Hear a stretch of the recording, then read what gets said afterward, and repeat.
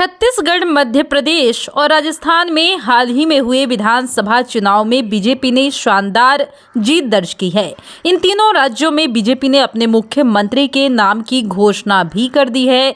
इन घोषणाओं ने राजनीतिक विश्लेषकों और मीडिया को चौंका दिया है।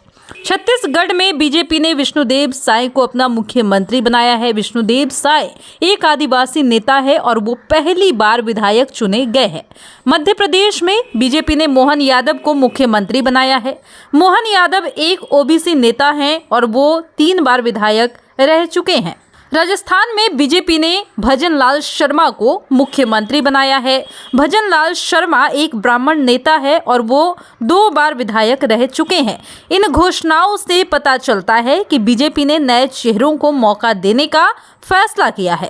पहले से स्थापित राजनीतिक दिग्गजों को दरकिनार करते हुए बीजेपी ने ऐसे लोगों को मौका दिया है जो जमीन पर काम करने के लिए जाने जाते हैं। ऐसा माना जा रहा है कि बीजेपी ने छत्तीसगढ़, मध्य प्रदेश और राजस्थान में नए चेहरों को मौका देकर मिशन 2024 के लिए बड़ा दांव खेला है।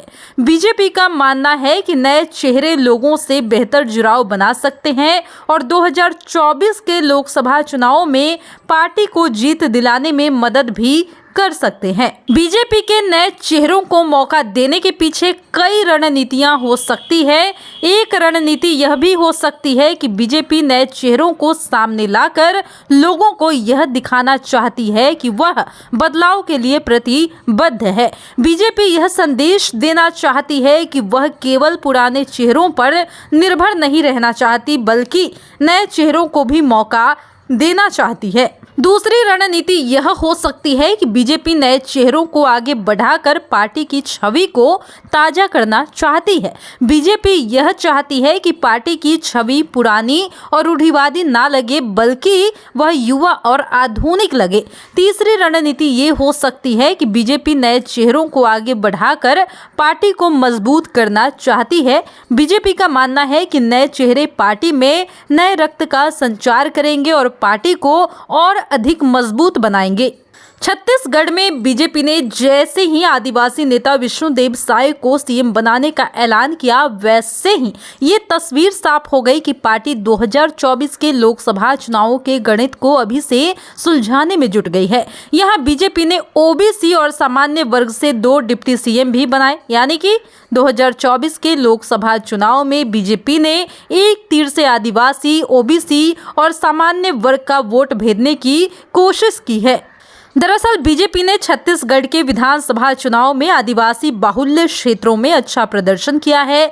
छत्तीसगढ़ में आदिवासी समाज की आबादी करीब 34% है। ऐसे में सीएम के रूप में आदिवासी नेता को आगे रखकर बीजेपी इन 34% वोटों को साधने में जुट चुकी है, जिसका फायदा लोकसभा चुनाव में मिल सकता है। इसके अलावा ओबीसी और सामान्य वर्ग के डिप्टी सीएम बनाकर इनका वोट पाने का रास्ता भी साफ हो गया है। ये पूरे तरह से ऐसा पावर गेम है जिसमें सभी वर्गों को साधने की पूरी कोशिश की गई है। मध्य प्रदेश में सीएम पद की रेस में शिवराज के अलावा कई नाम थे, लेकिन जब मोहन यादव के नाम का ऐलान हुआ तो सभी हैरत में पड़ गए। ऐसा इसलिए था क्योंकि मोहन यादव सीएम पद की रेस में ही नहीं थे।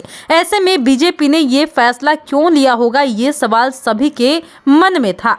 जानकार मानते हैं कि साल 2024 में लोकसभा चुनावों को ध्यान में रखते हुए बीजेपी ने ये तमाम फैसला किया है, क्योंकि इससे मध्य प्रदेश, हरियाणा और यूपी, बिहार में यादव वोट सधेंगे। केवल मध्य प्रदेश में ही ओबीसी की आबादी करीब 51% है। वहीं मोहन को आगे रखकर बीजेपी यूपी, बिहार में ये संदेश देना चाहती है कि वह यादवों के बारे में भी सोचती है। अभी तक यूपी, बिहार में सपा और आरजेडी यादव वोटों पर कब्जा जमाकर बैठती थी, लेकिन बीजेपी का ये दांव लोकसभा चुनाव में इन दोनों पार्टियों को नुकसान पहुंचा सकता है और उनके वोट बैंक में सेंध भी लगा सकता है। यहाँ ये भी ध्यान रखना जरूरी है है कि यूपी बिहार में यादवों की आबादी 10 से 12% है।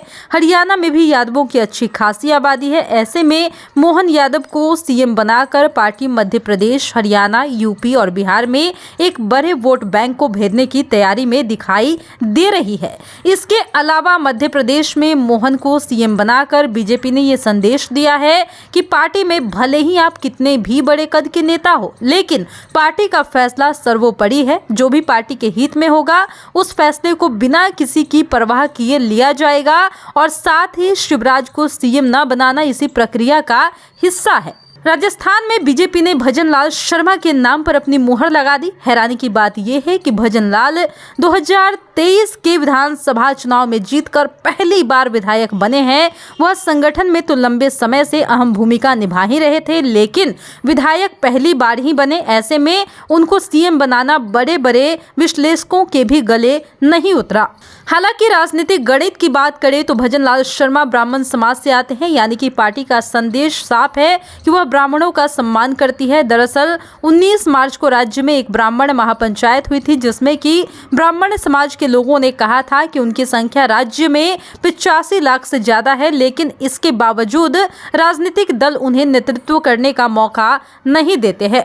इस महापंचायत में बीजेपी के तमाम बड़े नेता और केंद्रीय मंत्री भी शामिल हुए थे। ऐसे में बीजेपी ने अपने सीएम पद के फैसले से ब्राह्मणों की नाराजगी भी दूर कर दी है और 2024 के चुनाव के लिए स्वर्णों के वोट पाने का रास्ता भी साफ कर दिया है। यहाँ ये भी जानना जरूरी है कि राजस्थान की करीब 50 सीटें ऐसी है जहाँ पर ब्राह्मण वोट काफी प्रभावित करता है। इस बार बीजेपी से कई ब्राह्मण चेहरे जीत कर भी आए हैं। ऐसे में स्वर्णों को सीएम फेस देकर लोकसभा चुनाव की पटकथा लिखने का काम भी शुरू हो चुका है।